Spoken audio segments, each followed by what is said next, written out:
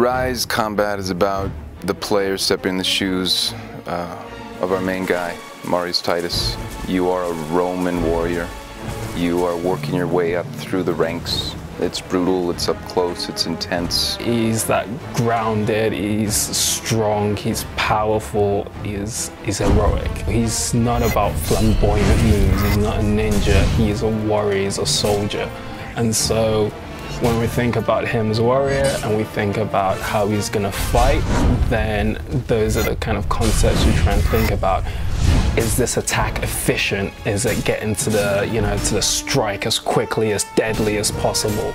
And is it powerful? Is it strong? When he throws his shield, is all his weight behind it, so when it slams, it really slams. We actually worked with an expert on Roman fighting and combat strategies to gather some knowledge about how to handle weapons and shields and all that kind of stuff.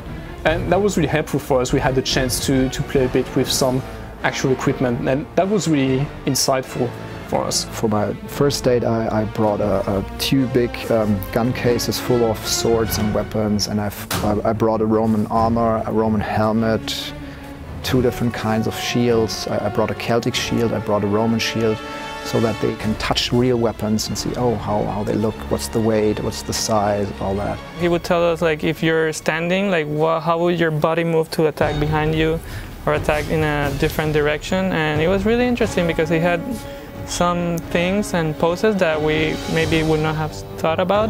Every single action you have in Ryse can flow in and out of each other. So it gives the player maximum flexibility. So I can block this enemy, I can attack this one, I can push this one away, and I can throw my pilum at a guy who's an incoming attacker. And what it does is it gives you the ability to kind of, create your own language. Marius does not attack one guy and finish him and then stop and then move to the other guy. It really means he's attacking this one and then goes to a different guy and then another guy, push, deflect, stab. So he can all do that continuously as long as you're chaining the combos correctly. Based on the type of enemy you're dealing with, there'll be a way to defeat him.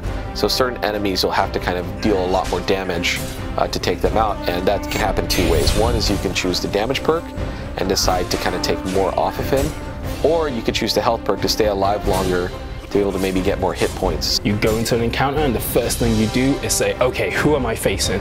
What can I do? And then the next one could be completely different because you've got a completely different setup. And then on top of that, we have this layer where they work together.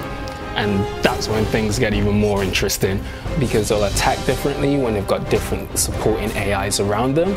And so that takes the intensity up to a different stage. The player can switch from one action to another action, from one AI to another AI.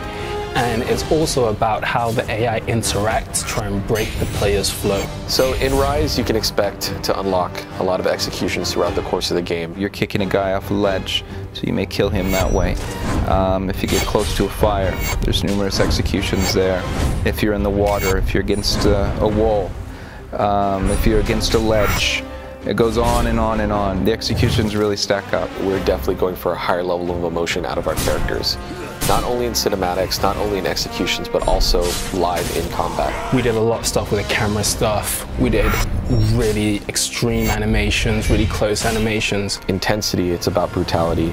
It's about being close to the enemy that's trying to kill you as you're trying to kill him. So one of the final things we're really trying to achieve with the Ryse combat is give it a skill for mastery. When we take flow and we take the intensity of the AI and bring them together, that's when the depth and the scope for mastery becomes apparent. Because in one encounter, you can finish it a certain way. Maybe you kill everyone, but you didn't quite execute everyone. So then you want to play again, set them up in different ways so maybe you can execute everyone, but maybe you didn't double execute everyone. Did you perform the perfect chain? Was your flow from beginning to end this like seamless, smooth transition from move to move, enemy to enemy, where you've got them all set up in this perfect state and you just push the trigger button and they all just fall? An important aspect of kind of doing this whole game is this, idea that, we can create a combat system where you can be more emotionally engaged to what your player is actually doing.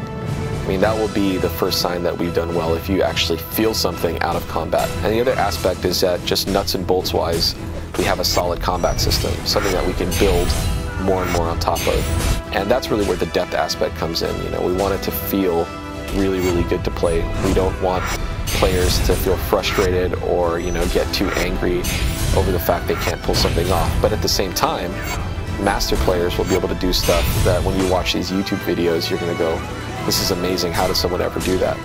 And, you know, if we can kind of tap into those two main elements, then we would have felt we've done, you know, a good job.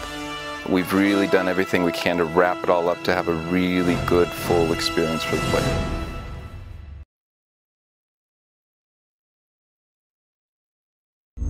Achieved with CryEngine.